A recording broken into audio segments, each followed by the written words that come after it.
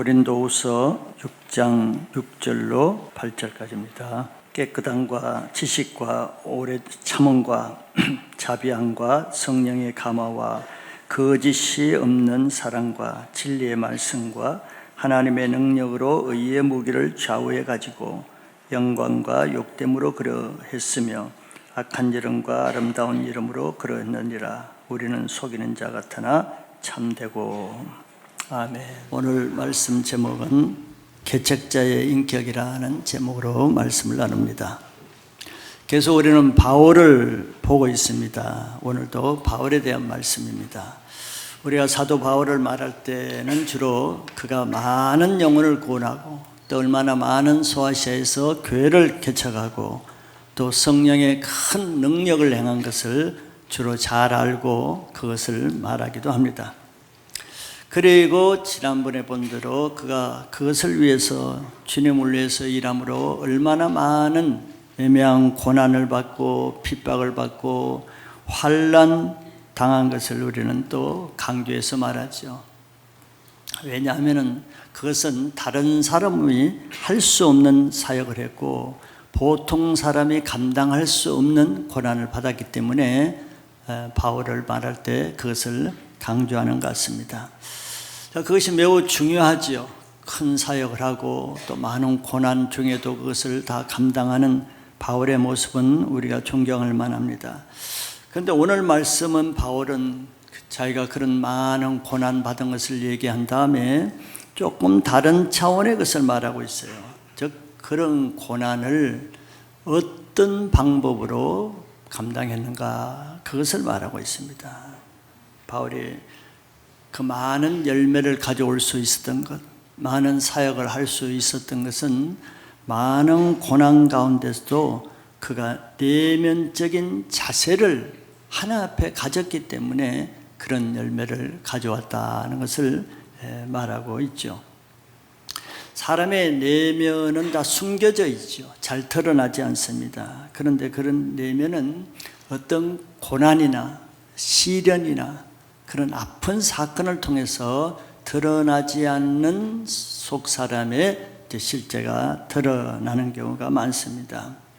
특별히 너무 억울한 일을 만났을 때, 부당한 고난을 받았을 때, 또 더구나 선한 일을 하고도 악한 배반을 받는 아픔을 당할 때나 또 죽을 정도까지 극심한 환난, 고난, 고통을 만났을 때는 속의 본성이 숨겨져 있을 수가 없죠. 그 속에 있는 그대로의 본성이 그때 나타나서 그때 그 사람의 실제 인격과 그동안 해왔던 실제 믿음의 실상을 그때 우리는 알 수 있습니다.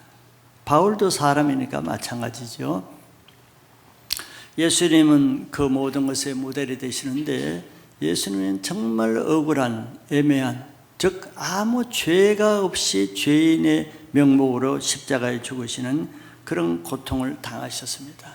그럼 너무 억울하잖아요. 사람이 억울할 때는 땅을 치면서 원통해하고 분한 마음을 품잖아요. 그 가장 억울한 죽음을 죽으신 분이 사실 예수님이죠. 아무 죄도 짓지 않았는데 십자가에 강도나 달릴 만한 그런 흉악범으로 몰려서 모진 고통을 당했죠.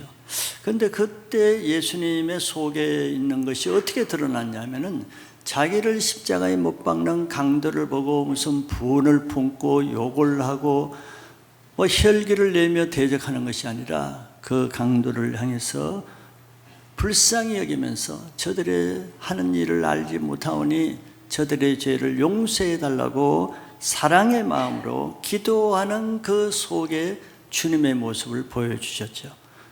그는 참 아름다운 모습이지만 아무나 따라할 수 없는 모습입니다. 우리 자신을 봐도 마찬가지죠. 그런데 그것을 예수님이 우리에게도 그런 본을 자취를 따라오게 하기 위해서 그런 본을 보여주셨다고 성경은 그렇게 말하고 있어요.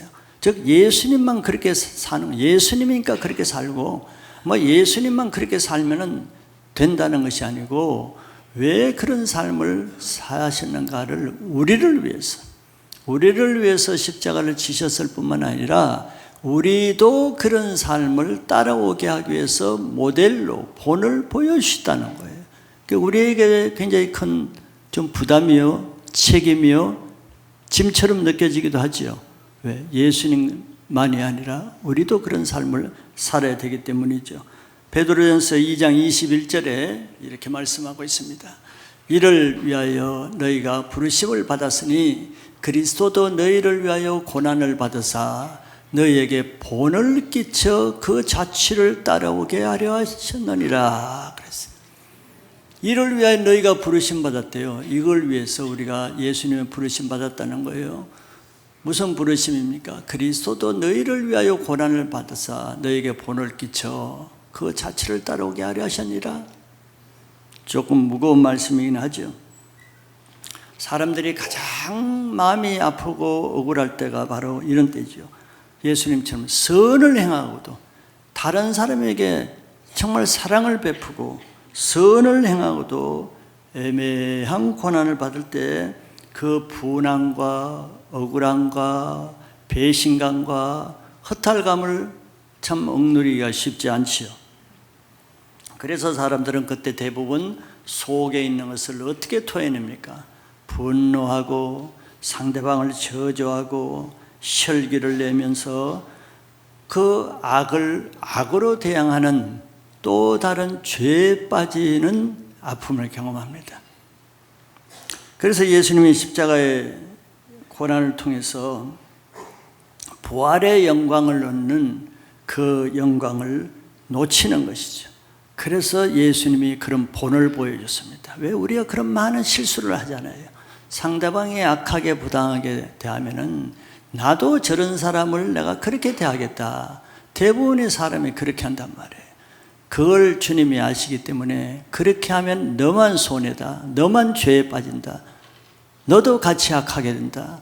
그런 말씀으로 그렇게 하지 말고 내가 한 것처럼 십자가의 고난을 받으시되 그 뒤에 부활의 영광을 바라보고 그것을 참으셨다고 히브리서에 말하잖아요.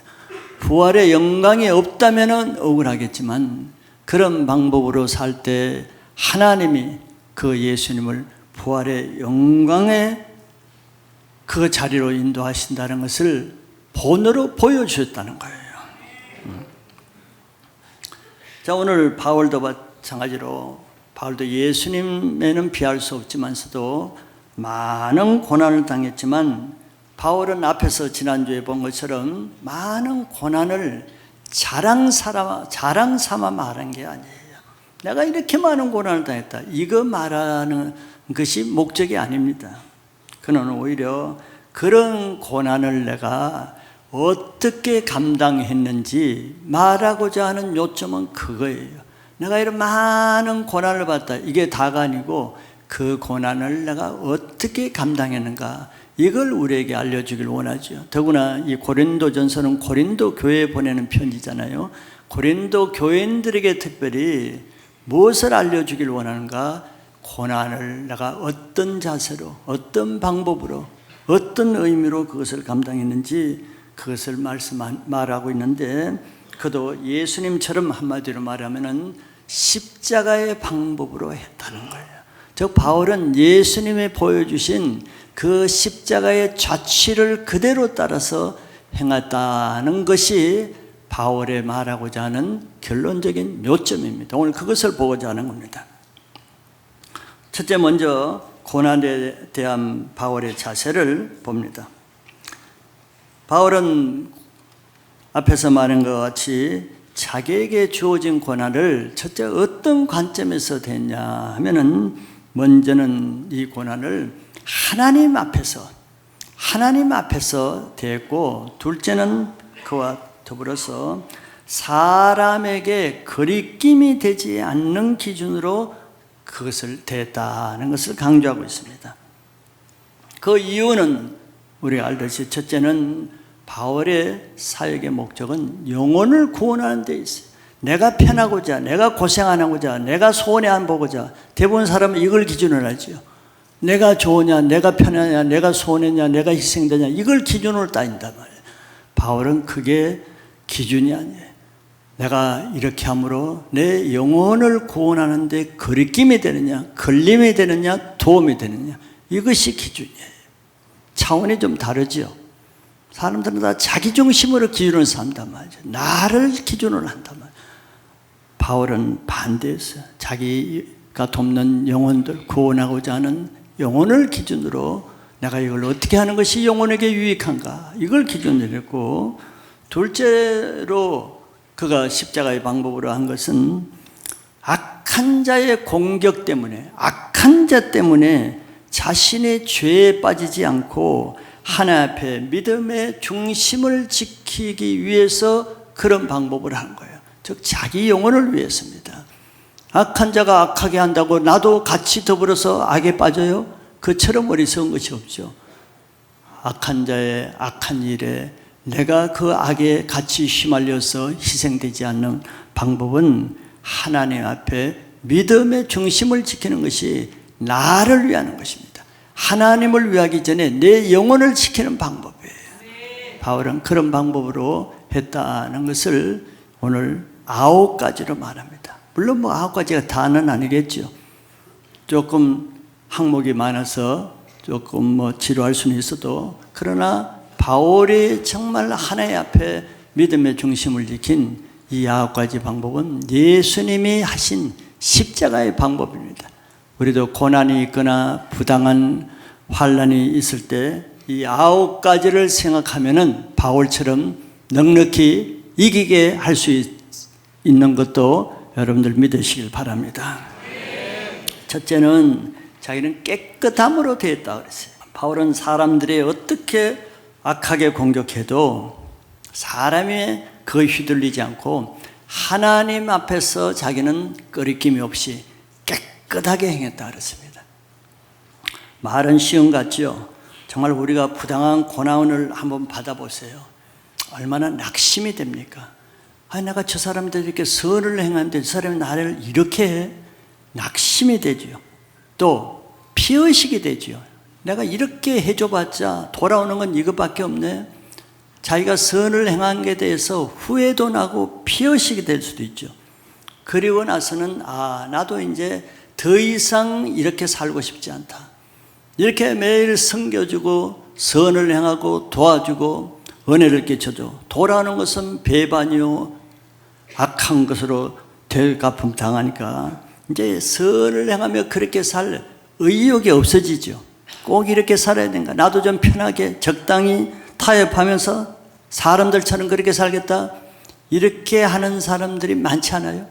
신앙도 그게 지혜 같지만서도, 그러면은 악한 사람이 주는 고난의 죄 때문에 내가 영적으로 죄에 빠지잖아요.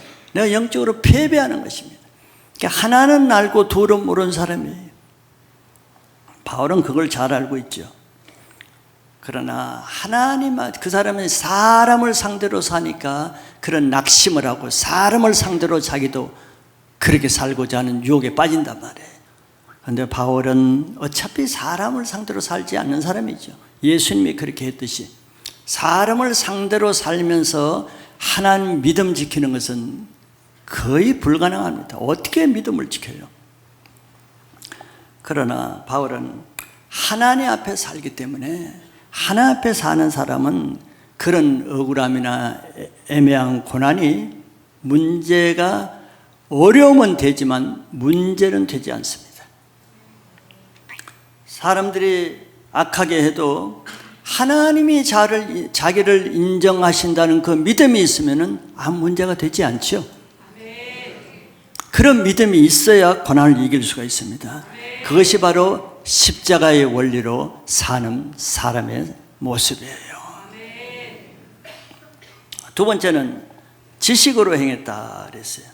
이 지식은 뭐 여러 가지가 있겠지만 하나님의 말씀에 근거한 지식이라고 할 수 있습니다.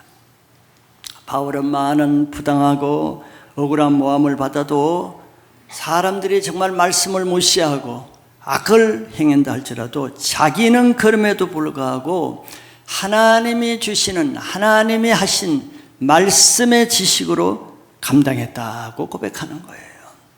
이것도 말이 쉽지, 여러분들 뭐 사람에게 뭐 상처를 받거나 부부간에 또 싸울 때 어떻게 말씀 기준으로 싸워요? 당신 하나님의 말씀이 이렇게 해서 그러니까 나 그렇게 안 할 거야, 이렇게 싸워요? 말씀은 온데갔다 없어집니다. 억울한 일, 싸울 일, 혈견하는 일, 분한 일, 자기에게 손해보는 일, 그동안 집사니, 권사니, 장로니, 목사니 하는 타이틀 다 없어져요. 말씀이 사라집니다. 감정은 가깝고 말씀은 멀어요. 우선 감정으로 대하는 거예요. 사람이 그런 것입니다. 육신을 가지고 있기 때문에. 그런데 바울도 사람이죠. 그럼에도 불구하고 그가 얼마나 억울한 환난을 많이 받았습니까? 그러나 그도 감정이 있는 사람이지만 감정으로 대하지 않고 그런 끝까지 하나님의 말씀의 지식으로, 하나님은 어떻게 하라고 하셨는지, 하나님의 말씀이 무엇인지 그 지식으로 했다는, 그거는 사람의 지식과 반대되는 것입니다. 사람의 지식은 뭐예요? 너도 그럴 때 이렇게 해. 저 사람이 그러면 너도 그렇게 해. 이게 사람의 지식이죠. 근데 바울은 하나님의 지식으로 대했다는 겁니다.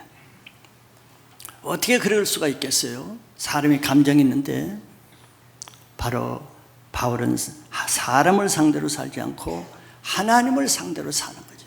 하나님을 상대로 하는 것은 하나님이 나의 이 불공평한 대우를 다 보시고 하나님이 나를 다 판단하시고 공평하게 대해 주실 것이라는 믿는 믿음이 있으면 그렇게 살 수 있어요.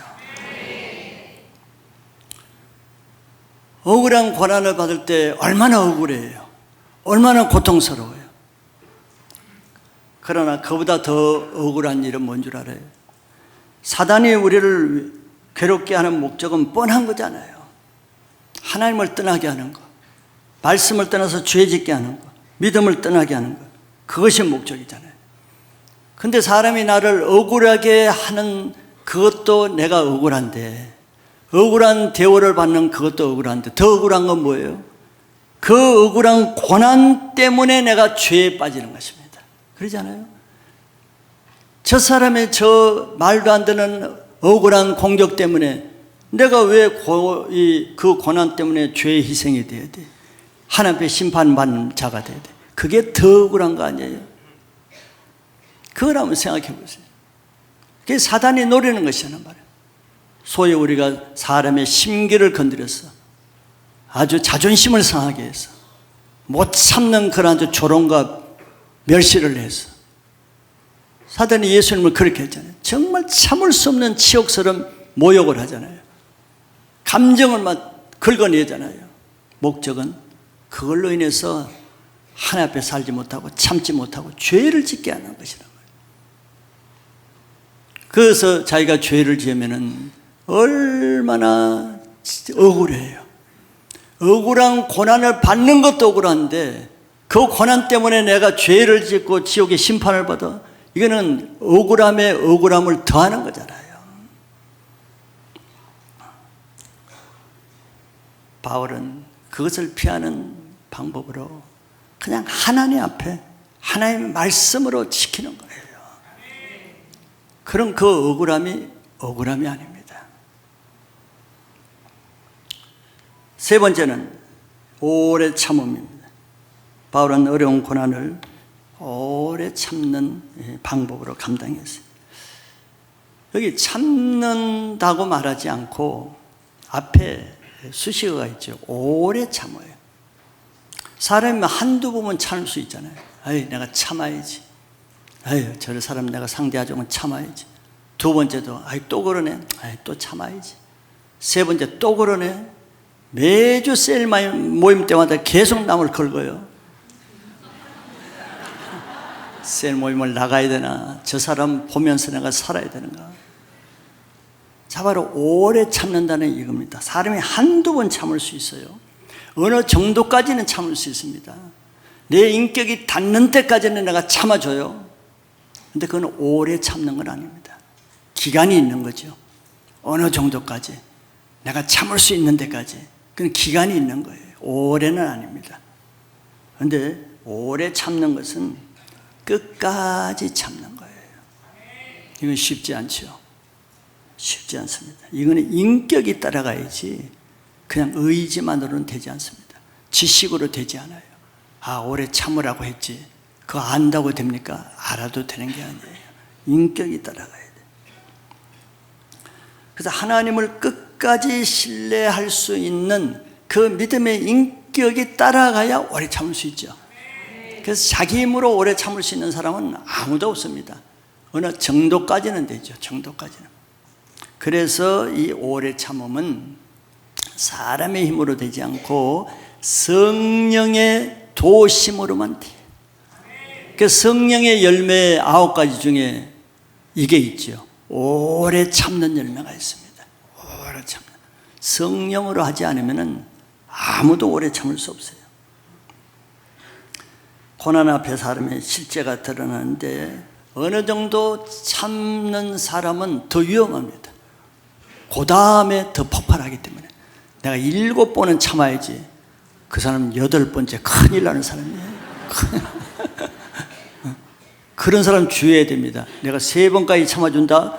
그 사람 3번 그 다음에 만나면 안 됩니다. 그 오래 참는 게 아니에요. 조건이 붙기 때문에. 그러니까 오래 끝까지 참을 수 있는 것은 성령의 은혜를 받아야 됩니다. 네 번째는 자비함으로 됐다 그랬어요. 뭐 선한 사람에게, 나에게 도움이 되는 사람에게 자비함 베푸는 것은 누구나 할 수 있죠. 그것도 쉬운 일은 아니지만. 그런데 여기에 자비함이라는 것은 자기를 악하게 공격하고 해코지하고 모함하는 사람에게 악으로 대하는 것이 아니라 자비함으로 대했다는 거예요. 참 사람으로서 하기가 쉽지 않죠. 그런데 이것이 악한 자를 이길 수 있는 능력이고 십자가의 인격입니다. 마귀도 인격체잖아요. 악한 인격체를 가지고 있거든요. 그러니까 인격체인 이 마귀가 하는 공격은 내 인격으로 감당해야지 내 지식이나 힘이나 다른 수단으로는 감당이 안 되는 것입니다. 그런데 이게 바로 인격이잖아요. 자기를 악하게 애매하게 부당하게 공격하는 사람을 자비함으로 대해요. 이게 무슨 지식으로 될 일이에요? 아, 성경에서 자비함으로 대하라고 그랬지. 그렇게 해야지 됩니까? 모양은 낼 수 있겠죠. 경건의 모양은 낼 수 있지만 속에는 부글부글 끓겠죠. 인격이 안 따라가는데 그거 오래 할 수 있겠어요? 한두 번은 하겠지만 그 다음에는 안 되겠죠. 인격이 따라가야 되는 거예요.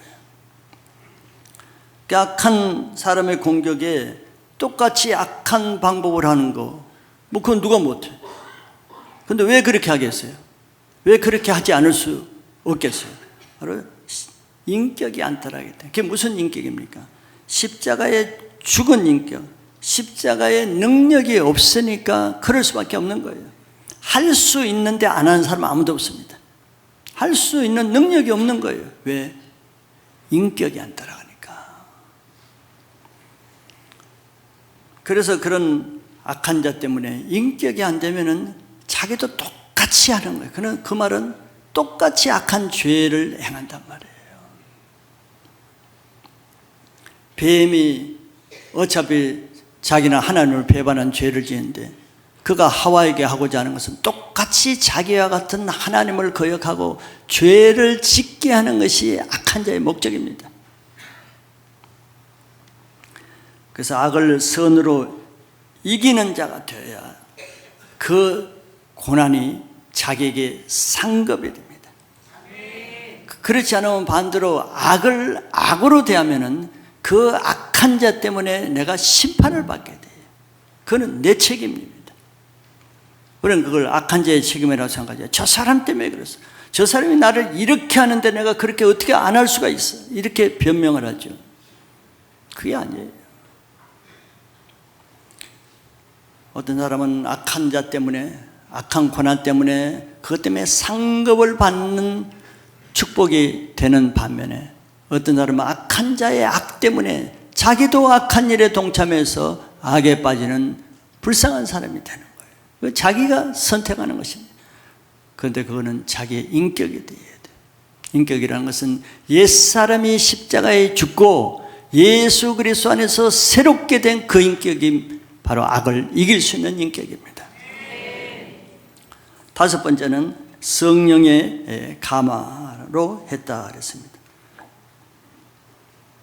원문에는 감화라는 말은 없어요. 그냥 성령으로 했다 이런 뜻입니다. 바울은 악한 자들이 악하게 해방해도 자기는 성령을 따라 했다 이런 말입니다. 악한 자의 악행에 인간적인 반응을 한다는 것은 내가 성령을 거스려 한다는 것이 돼요. 자, 악한 자는 악한 영을 따라 하잖아요. 악한 사람이 뭐 자기가 악한 일을 할 능력이 있어요? 그렇잖아요. 악한 영이 시키는 대로 영을 따라 하는 거예요. 그러면 그 악한 영을 따라 하는 그 악행을 대적해서 이길 수 있는 것은 바로 같은 영인, 선한 영인, 거룩한 영인, 성령을 따라 반대로 할 때 그 악한 영이 하는 행실을 대적해서 이길 수가 있다는 것입니다. 그래서 바울은 악한 자들이 하는 것을 성령을 따라 했다는 것은 그것을 대적해서 거슬려서 반대로 그걸 따라가지 않고 역으로 행한다는 거예요. 그래서 악한 죄를 이기는 것은 죄에 따라가지 않고 죄와 반대로 할 때 그것을 이길 수 있다는 것을 보여주는 겁니다. 여섯 번째는 거짓 없는 사랑으로 했다 그랬어요. 바울은 자기를 악하게 대하는 사람을 거짓 없는, 즉 순수한 사랑으로 대했대요. 앞에는 또 자비함으로 대했다고 했는데 여기는 또 사랑으로 대했다고 그랬어요. 이것도 인격으로 할 수 있는 일이지 지식으로 되는 일이 아니죠. 아, 저 사람이 죄하니까 성경에 사랑으로 하라 그랬으니까 사랑으로 해야지. 얼마나 할 수 있겠어요? 어디까지 할 수 있겠어요? 그거는 어렵습니다. 바울은 자기를 악하게 대하는 사람을 순수한 사랑으로 대했다고 할 때 그 순수한 사랑이라고 그랬잖아요. 거짓 사랑이 아니거든요. 사랑하는 채 하는 게 아닙니다. 거짓 없는 사랑이라는 것은 실제적인 사랑, 실제로 사랑으로 한다는 거예요. 쉽지 않겠죠. 그런 속에는 사랑이 안 되면서 내가 그리스도인이니까 집사니까 목사니까 그렇게 당연히 해야지 의무적으로 일로 사명감으로 할 수는 있어요. 사람에게 보여주기 위해서는 할 수가 있어요. 그거는 거짓 사랑일 수가 있죠. 마음에 정말 진정한 사랑이 아니면서 그렇게 하는 거니까. 근데 여기 거짓 없는 사랑이라는 것은 그거 아니죠. 실제, 여기 아가페인데 실제 조건 없는 사랑을 하는 거예요. 어떻게 그럴 수 있겠습니까? 자, 바울의 인격은 자기를 위해서 살지 않고 영혼을 구원하는 데 목적이 있잖아요. 빌보서에 보세요. 나는 영혼을 구원하기 위해서 내가 죽는 것도 유익하다고 그랬어요. 자기 손해볼 정도가 아니고 죽는 것도 바울에게 문제가 안 돼요. 이게 바울의 인격이죠. 십자가 인격이잖아요. 그래서 악을 행하는 그 영혼 자체를 불쌍히 여길 때 이런 사랑을 할 수가 있어요. 예수님이 십자가에 자기를 못 박는 강도를 어떻게 사랑으로 기도할 수 있겠어요? 너무 불쌍하잖아요. 왜 불쌍합니까? 저가 자기가 하는 일을 모른단 말이에요. 자기가 무슨 끔찍한 죄를 행하는지 모르니까 그 죄로 심판받아야 될 것을 알잖아요. 거기에 대한 그 불쌍함이란 말이에요. 바울도 마찬가지죠. 왜 거짓 없는 사랑을 했어요?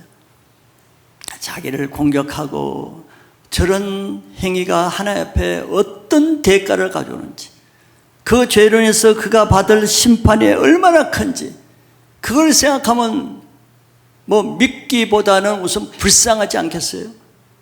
불쌍하니까, 영혼에 대한 불쌍한 마음이 생기니까 사랑으로 대하게 되는 거예요. 사랑이 없으면은 자기를 너무 사랑하면은 자기에게 조그마한 상처를 주고 손해봐도 그냥 미워하고 저주하고 해코지하려고 그러고 복수하려고 그러고, 이것이 사람들의 심성이에요. 그래 하나님 앞에 살기가 쉽지가 않아요. 그 사람 뭘 몰라요? 사랑하라는 걸 몰라요? 용서하라는 걸 몰라요? 서로 성결하는 걸 모르는 거 다 알잖아요. 지식은 다 있어요. 지식은 있는데 사건을 만나면 안 된단 말이에요. 왜? 인격으로 신앙을 안 하면 안 따라가는 거예요.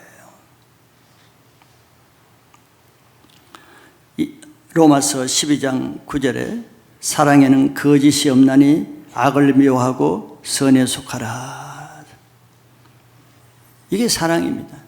사랑을 하면은 악을 미워하고 선에 속하는 거짓 없는 마음이 있는 것이죠. 이런 사랑을 누가 할 수 있겠습니까? 내가 만들어낼 수는 없죠.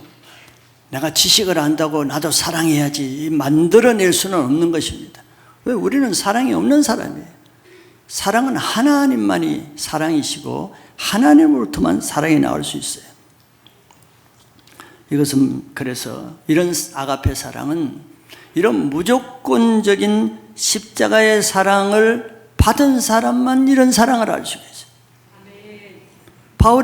바울이 얼마나 악한 자인데, 사랑이 없는 자인데, 성령 충만한 스데반도 돌로 쳐 죽을 정도로 마음이 악한 자예요. 예수 믿는 사람을 다 잡아 죽이고 감옥에 가두는 아주 악한 자입니다. 그래서 자기도 얘기했어요. 죄인 중에 내가 괴수다. 그랬어요. 자, 이런 바울 자신이 바로 죄인 중에 괴수였던 자신이 그런 예수님의 십자가의 사랑을 받았잖아요.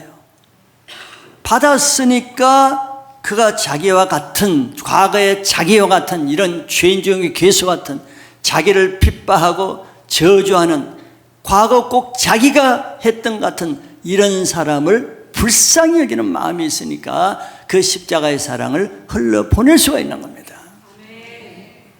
내가 십자가의 사랑도 모르는, 나는 받은 것이 없는데 사랑할 능력이 없는 거예요. 7번째는 진리의 말씀으로 했다. 진리의 말씀은 복음이죠. 바울의 핍박을 받고 고난받는 가장 주된 이유는 하나입니다. 자기도 말했듯이 십자가의 복음을 전했기 때문이에요. 반대로 말하면 십자가의 복음을 전한다고 유대인들로부터 얼마나 핍박을 많이 받았어요. 반대로 말하면 십자가의 복음 안 전하면 핍박 없는 겁니다.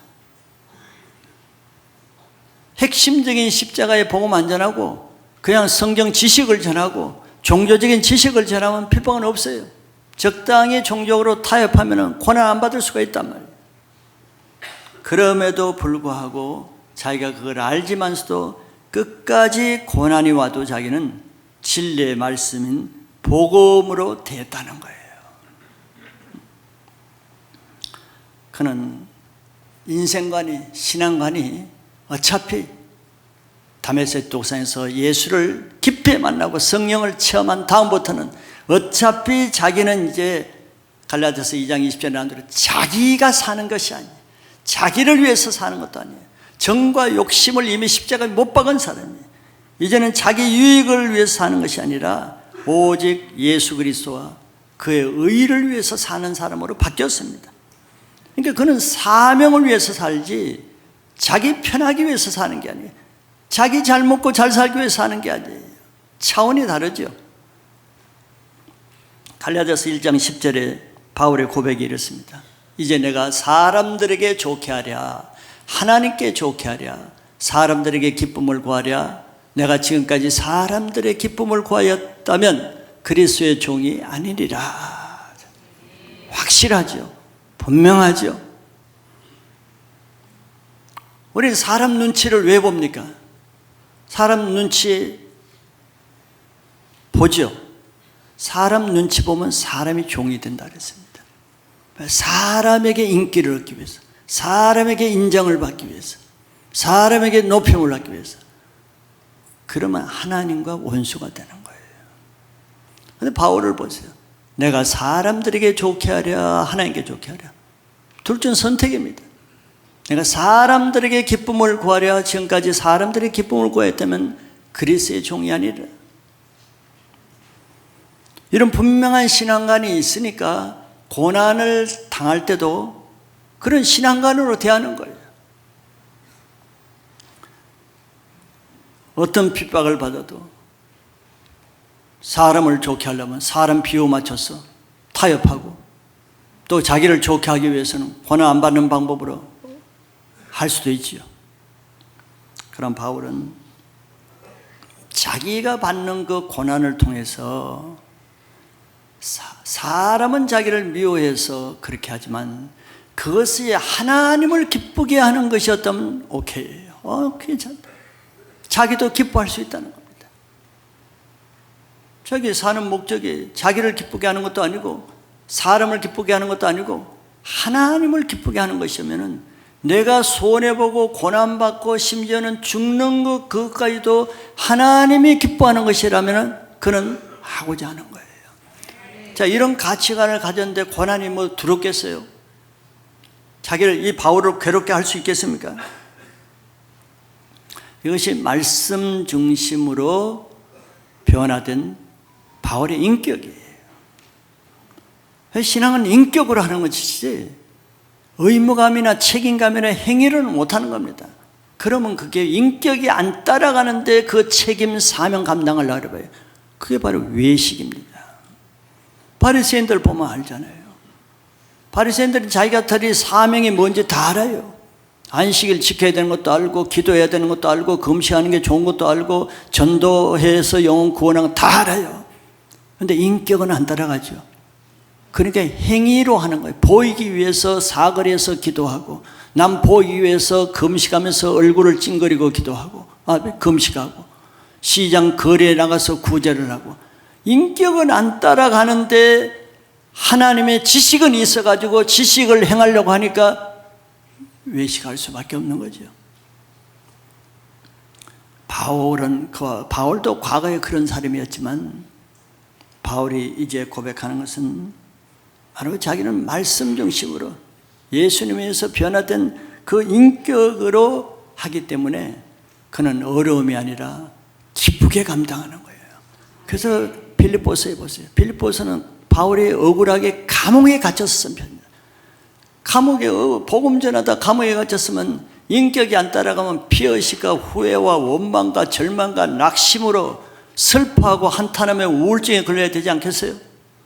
그런데 감옥 안에서 기뻐하고 기뻐하라, 나도 기뻐한다, 너희들도 기뻐하라, 기뻐한다는 거예요. 왜? 가치관이 다르잖아요. 내가 뭐 감옥에 안 가는 것이 자기 인생관입니까? 고생 안 하는 게 인생관이에요. 복음이 전해지는 것이 자기 인생관이고 가치관이에요. 그래서 감옥에 갇혀서 자기를 시기하는 사람이 자기 때문에, 감옥에 갇힌 자기 때문에 복음 전도를 더 많이 하면 오케이, 그거 좋다. 자기 원수들이 자기 감옥에 갇힌 것을 이용해서 복음 더 전하면 그거 좋다는 거예요. 자기는 어떤 수단으로든지 하나님의 선한 도구로, 기뻐하는 도구로 살면은 자기는 기뻐한다는 거예요. 이러면 문제가 될 게 없겠죠. 걸릴 일이 별로 없겠죠. 남이 핍박을 한다고 해서 내 신앙에 큰 걸림돌이 되지는 않겠죠. 왜? 하나님 중심이기 때문에. 근데 그것이 바로 인격으로 되는 것이지 그냥 의무감이나 책임감이나 사명만으로는 되는 것이 아니라는 거예요. 여덟 번째는 하나님의 능력으로 했다 그랬습니다. 사람이 고난을 받고 자기 뭐라 할 수 없으면은 사람인지라 사람의 도움을 바라게 되어 있습니다. 누구의 도움을 좀 바라야지. 어떤 도움을 좀 바라야지. 누가 도와줄 사람이 없나? 나를 좀 섬겨줄 사람이 없는가? 그러면서 동네반대 얘기하고 다니죠. 내가 이렇게 어렵다. 이렇게 어려우면 나를 좀 도와줘야 되지 않겠어 하고 은근히 강요하죠. 사람을 의지 하는 거예요. 그렇게 하면은 자기 마음이 더 어렵게 됩니다. 왜? 사람이 자기 기준만큼 안 도와주면 실망하고 피의식을 가지고 원망이 되겠죠. 더 자기 올무에 빠지는 거예요. 그런데 바울은 그런 고난을 어떻게 했냐? 사람을 의지하고 사람의 도움을 구하는 것이 아니라 오직 하나님의 능력만 의지했다는 거예요. 실제적으로 첫 선교지 구브로에 가서 서교 바울을 전도하고자 할 때 박수 무당인 이 엘루마가 바울을 대적했죠. 그때 그는 오직 하나님의 능력으로 그 문제를 해결했습니다. 하나님만 의지했어요. 그리고 에베소에서도 많은 성령의 능력으로 귀신들을 쫓아내고 병을 고치고 무당들을 회개시켜서 그 무당 책을 불사르는 하나님의 능력을 의지했어요. 이 말은 곧 우리가 바울이 하나님의 능력을 의지할 때 하나님도 바울을 능력으로 응답했다는 거예요. 우리가 하나님 믿음이 없어 하나님의 능력을 의지하지 않으니까 하나님도 우리에게 능력을 행할 기회가 없어지는 거예요. 하나님은 자기를 믿고 의지하는 자에게 신실하게 우리를 대하시는 것을 믿어야 합니다. 마지막 9번째는 의의 무기로 됐다 그랬어요. 좌우의 의의 무기를 가졌다고 했습니다. 악한 자들의 공격이 진리와 정의와 말씀으로 공격하는 건 없죠. 그런 일은 있을 수가 없습니다.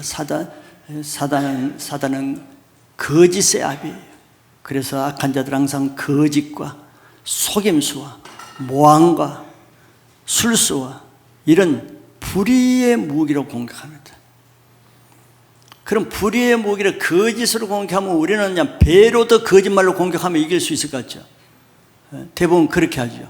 저 사람이 한마디 하면 내가 두마디 하고 세마디 하고 그런 방법으로 하면은 불의의 무기로 공격하는 자에게 불의의 무기로 싸우면은 영적으로 패배하는 겁니다. 말려드는 것입니다. 그 작전에. 오히려 반대로 예수 그리스도의 의의 무기로 대하는 것이 최선의 방법입니다.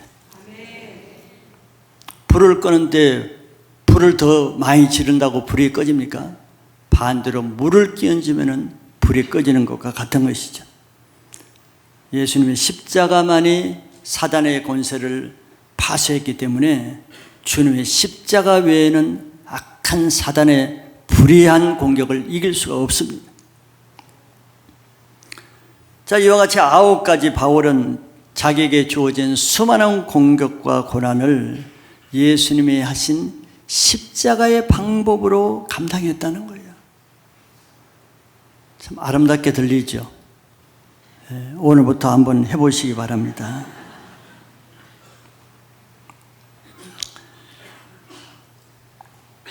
이렇게 할 수 있는 사람은 일단은 자기를 위해서 살지 않고 하나님과 영혼을 위해서 살고자 하는 우선 믿음, 신앙관이 분명해야 됩니다. 자기를 위해서 살고자 하는 사람은 결코 할 수 없는 일이죠. 어떻게 이렇게 할 수 있어요? 손해보는 일인데, 피해보는 일인데, 억울한 일을 더 내가 감당하는 일인데, 자기를 위해서 사는 사람이 야곱까지 살아요? 바보 같은 일이죠. 자기를 위해서 살고자 하는 사람은 다른 사람의 그 죄에 대해서 자기가 희생해요? 말도 안 되는 소리죠. 저 사람이 잘못했는데 내가 왜 희생을 해요? 자기를 위해서 사는 사람은 일단은 십자가를 거부합니다. 십자가는 어리석은 것이에요. 손해보는 거잖아요. 왜 그렇게 살아야 돼? 자기가 십자가에 죽지 아니하려는 사람은 자기가 살기 위해서 다른 사람을 십자가에 못 박는 이런 불의한 죄를 짓는다는 것을 알아야 됩니다. 생각해 보세요. 내가 안 죽으려고 그러는데, 내가 손해 안 보려고 그러는데 다른 사람과 좋은 관계로 살 수 있어요? 다른 사람을 피해를 줘야 되고, 다른 사람의 것을 내가 빼앗아야 되고, 다른 사람의 권리를 내가 침해해야 되고, 결국 다른 사람을 십자가에 죽이는 일을 해야 내가 그렇게 살 수 있는 거예요. 그래 얼마나 많은 죄를 짓겠어요. 그래서 이런 사람은 자기에게 어떤 조그만 큰 것도 아니에요. 조그만 소원에 조그만 별것 아닌 말 한마디 불이익이 주어지면은 이제 그 속에 있는 것이 드러나죠. 그래서 사람과의 관계가 문제가 됩니다. 조그마한 자기 욕심에 채워지지 않으면 그동안 은혜 받은 공동체를 욕하고 대적하고 지금까지 그렇게 섬겨주면서 감당해온 사람을 그 은혜를 악으로 갖고 할 수 없는 일을 하죠. 십자가의 원수로 행함으로써 스스로 자기가 자성자박 자기 죄에 빠지는 거예요. 누가 그 사람 죄 짓게 하는 게 아니죠. 자기가 스스로 죄의 올무가 되는 겁니다. 근데 바울을 보세요. 바울은 교회를 지금 이 고린도 교회에 쓰는 편지잖아요. 고린도 교인들을 위해서 정말 얼마나 많은 헌신과 사랑과 섬김으로 말씀으로 이렇게 희생한 사역을 했습니다. 교회와 다른 사람의 유익을 위해서 그렇게 사는 거예요. 그러나 그 고난을 대하는 9가지 방법을 보세요. 이 9가지 방법은 사실 바울이 태장에 맞고 배로 파선하고 굶고 자지 못하고 굶주리고 헐벗고 이거 얼마나 큰 고통이에요. 감당하기 어려운 고통이죠. 보통 사람들 이걸 감당하지 못하죠. 1차원적으로. 그런데 바울의 경우는 이것도 어렵지만 헐벗고 매맞고 태장에 맞고 돌에 맞고 죽음 같은 이것도 어려운 것이지만 여러분들이 들으셨지만 이 9가지가 사실은 태장에 맞는 거, 굶주린 거, 바다에 파선하는 거, 사자의 위험과 짐승의 위험과 강물의 위험과 그런 괴로운 고난보다는 이 9가지의 삶을 사는 이 자체가 몇 배나 더 힘들지 않겠어요? 여러분들 9가지가 더 쉬운 것 같죠? 나는 매 맞고는 못 살아. 내가 그걸 굶고 어떻게 살아?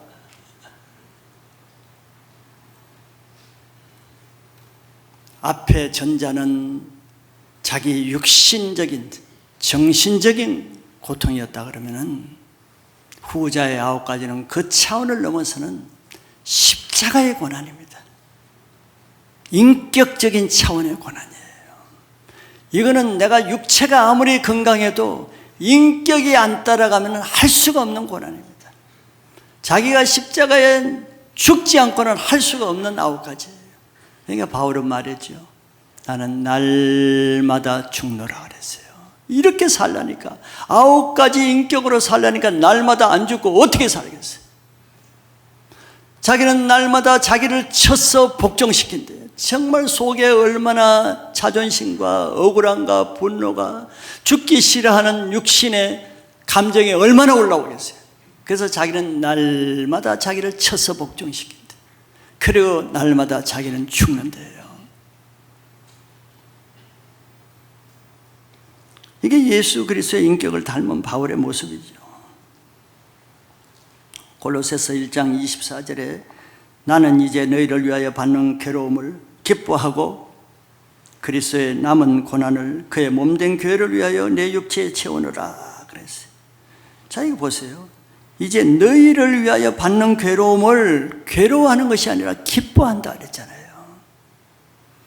이런 인격이 되니까 9가지 방법을 할 수가 있는 거죠. 그가 그런 삶을 살 수 있던 것은 다른 사람의 영혼을 자기 영혼처럼 사랑하는 마음이 있으니까 기꺼이 영혼 구원 때문에 받는 고난을 기쁘게 받아들이는 것입니다. 바울은 이렇게 교회를 위해서 다른 영혼을 위해서 희생하고 십자가를 지는 자기가 말한 대로 넓은 마음을 가졌어요.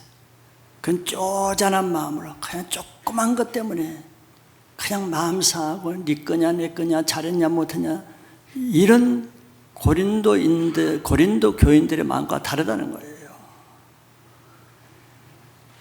그래서 그는 이런 마음을 가지니까 어떤 고난이 있고 어떤 애매한 고난, 억울한 일을 봐도 자기 문제에 매이지 않는 삶을 살 수가 있는 거예요. 우리 마음이 좁아보세요. 마음이 바란 잘 날 없죠. 항상 어렵죠. 항상 문제가 있죠. 항상 자기 문제에 끙끙거리죠. 문제가 끊일 수가 없어요. 바로 이 편지를 받는 고린도 교인들은 그렇게 많은 사도 바울의 도움과 은혜와 헌신을 받고도 늘 자기 문제에 매여서 자기 유익을 구하는 자기만을 위한 육신적인 삶을 사는 거예요. 그래서 이런 은혜를 받고도 지금 이 편지를 쓰는 거 고린도 전후서가 다 그거예요.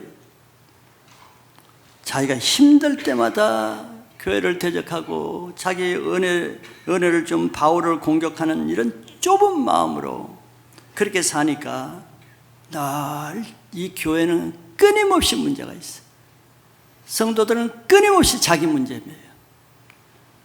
하나님을 위해 살고 교회를 위해 살고 영혼을 위해 살면 자기 문제가 없어질 텐데 늘 자기 문제, 내가 어떻게 밥 벌어먹고 살까, 내가 어떻게 잘 살까, 이거에 매여 있으니까 자기 문제가 끊임없는 거죠.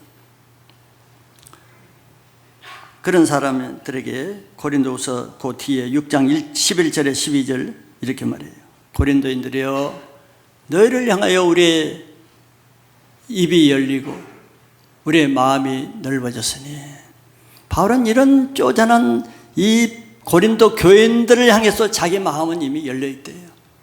같이 좁아지는 게 아니에요.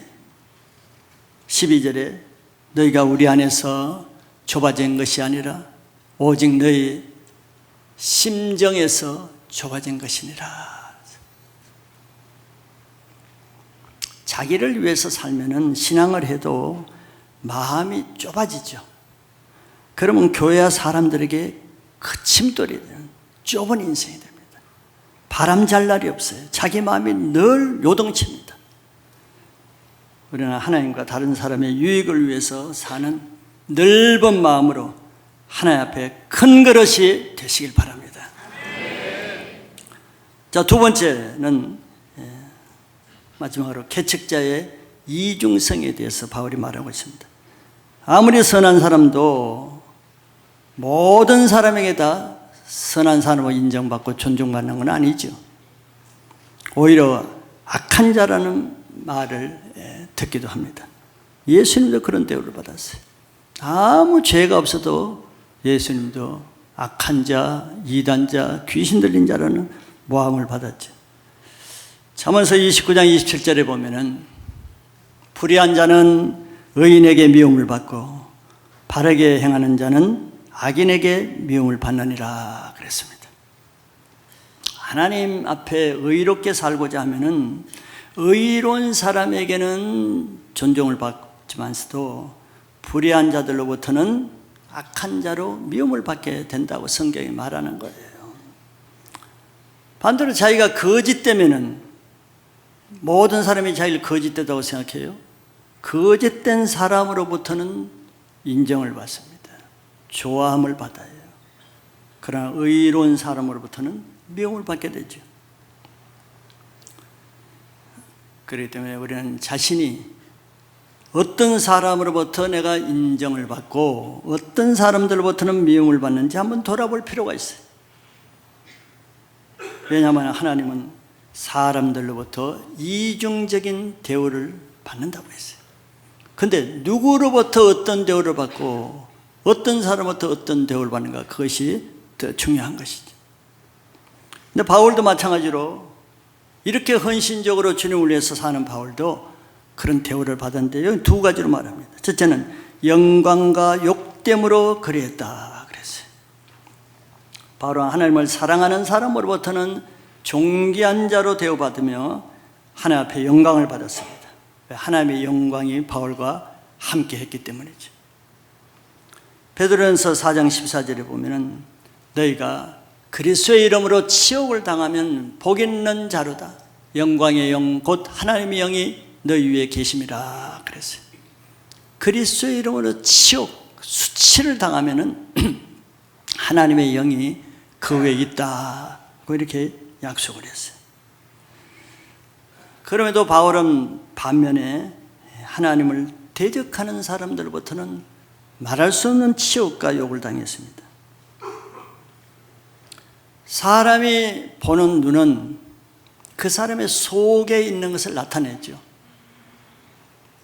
눈이 어두우면 그 온몸이 어둡다 그랬어요. 눈이 어두운 이유는 속에 있는 것이 어둡기 때문에 어둡게 본다는 거예요. 자, 바울을 이렇게 보는 사람은, 선하게 보는 사람은 그 사람 속에 선한 의가 있기 때문에 그렇게 보이는 것이고, 같은 사람을, 바울을 악하게 보는 사람은 그 사람 속에 악한 것이 있으니까 그렇게 보인다는 것을 말하고 있습니다. 그거는 예수님에 대해서 성경이 그렇게 말하고 있어요. 누가복음 2장 35절에 보면은 또 시몬이 마리아를 두고 예수님에 대해서 예언한 말이에요. 또 칼이 내 마음을 찌르듯 하리니 이는 여러 사람의 마음의 생각을 드러내려 함이니라 하더라. 예수님 가만 계셔도 예수님을 통해서 예수님은 여러 사람의 속에 있는 마음의 생각을 드러내는 역할을 한다는 거예요. 예수님, 너는 너 속에 뭐 있지? 이런 걸 다 아시지만서도 그렇게 하지 않고 예수님 가만 계셔도, 자, 바리새인 같은 사람은 예수님 가만히 있어도 예수님을 욕하고 악하게 하죠. 바리새인 속에 있는 그 악한 것을 다 드러내죠. 그런 역할을 한다는 거예요. 마찬가지로 지금 바울이 그렇다는 거예요. 저 예수님을, 하나님을 사랑하는 사람은 예수님을 의롭게 보지만 하나님을 대적하는 사람은 예수님을 악하게 보는 것처럼 바울도 마찬가지라는 거예요. 바울을 향해서 말할 때 바울을 존중하고 영광스럽게 여기는 사람은 그 속에 하나님을 영광스럽게 하고 존중하는 마음이 바울을 통해서 드러난단 말이에요. 또 그 속에 하나님을 대적하고 악한 마음이 있는 사람은 바울을 볼 때 그 악한 것이 드러난단 말이에요. 예수님이 그랬듯이 바울 안에도 예수님이 계시잖아요. 예수님을 향해서 나타나는 것이죠. 모세를 통해서 광야 40년 동안 모든 사람의 악한 것이 모세를 통해서 드러났어요. 감춰져 있었는데 교만한 사람, 음란한 사람, 대적하는 사람, 모세를 통해서 그대로 행동했어요. 그러나 갈렙과 여호수아 같은 사람은 모세를 향해서 그 마음에 있는 것이 드러났어요. 모세가 드러낸 게 아니에요. 모세를 대하는 것으로 스스로 자기를 드러내. 다윗은 가만히 있어도 다윗을 통해서 다윗의 주위에 있는 사람이, 요압은 요압의 모습으로, 아히도벨은 아히도벨의 모습으로, 다윗은 가만히 있어도 그 주변의 사람들이 다윗을 향하는 것을 통해서 그 안에 마음에 생각 품은 것이 다 드러나게 되는 거예요. 그래서 바울은 자기는 두 가지 이름으로, 영광스러운 이름으로도 내가 대함을 받고 욕된 이름으로도 대함을 받았다. 바울이 그렇게 행동했다는 게 아니에요. 딴 사람들이 바울을 그렇게 대했다는 것이죠. 마지막 두 번째는 바울은 악한 이름과 아름다운 이름으로 대해졌다고 했습니다. 바울의 이름은 마찬가지로 하나님을 사랑하는 사람에게는 바울처럼 바울 이름만 들어도 감사가 되고 아름다운 이름으로 기억이 되죠. 반면 하나님을 대적하는 사람은 바울 이름은 속이는 자요, 괴질과 같은 전염병 같은 사람이요, 악한 말을 펴뜨리는 악한 자라는 이런 이름으로 낙인 찍었습니다. 바울이 뭐 그렇게 하는 게 아니에요. 바울은 가만히 있어요. 그러나 사람들이 바울을 그렇게 보는 거지. 마태복음 5장 11절 12절에 예수님이 이렇게 말했어요.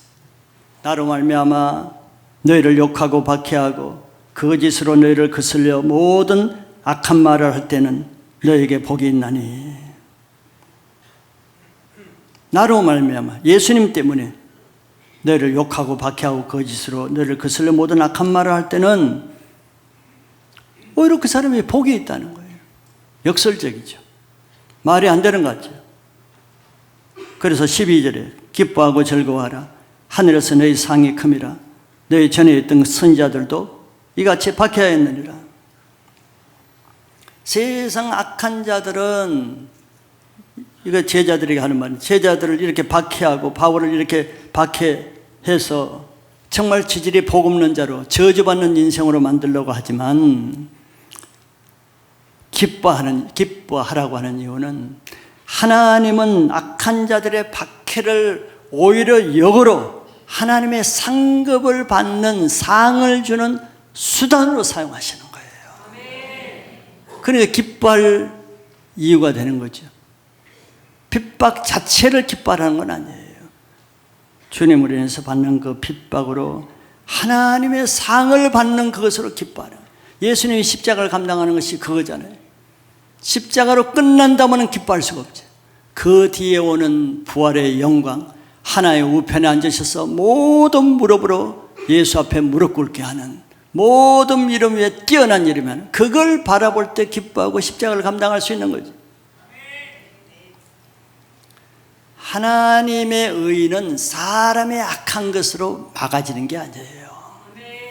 사람은 아무리 핍박하고 거짓으로 거슬려 모든 악한 말을 한다고 해서 그렇게 되는 것이 아니고, 하나님은 그것을 반대로 역으로 상급의 도구로 역전시켜 버리는 거예요. 그래서 하나님의 사람에게는 항상 이 두 가지 이름은 항상 따라다닙니다. 왜 그런가 물을 필요가 없어요. 둘 중에 우리는 하나님이 인정하시는 이름만 받아들이고 취하면 되는 거예요. 악한 자들이 하는 말을 받아들일 필요가 없어요.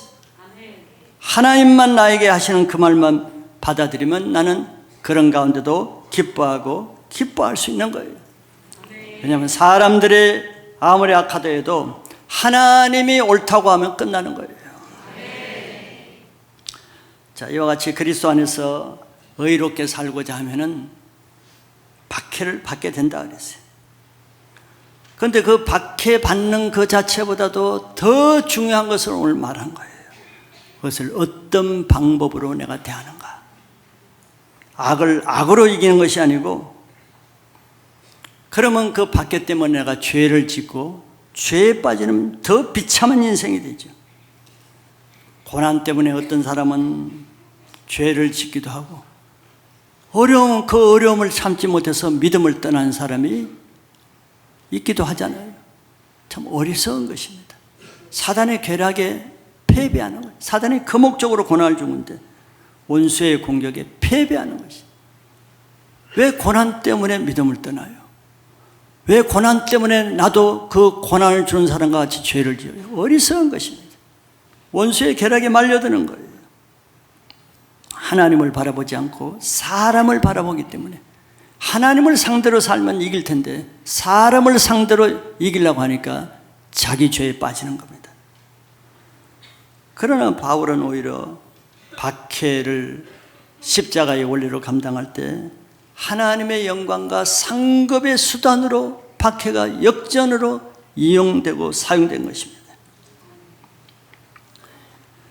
그는 오직 예수 그리스도의 십자가의 인격으로 그 박해를 감당했기 때문에 바울이 그 많은 교회를 개척하고 영혼들을 구원하는 그 열매는 바울의 인격의 열매지, 자기 노력과 고생과 힘든 고난을 감당했기 때문에 그런 열매가 있는 것만은 아니라는 것을 말해주는 거죠. 우리도 이 9가지의 바울이 감당한 예수 그리스도의 십자가 인격으로 고난을 감당할 수 있기를 바랍니다. 그래서 그 고난을 승리함으로 인해서 기뻐하고 기뻐하는 하늘의 상급이 큰 것을 바라보는 믿음을 가지시기를 축복합니다.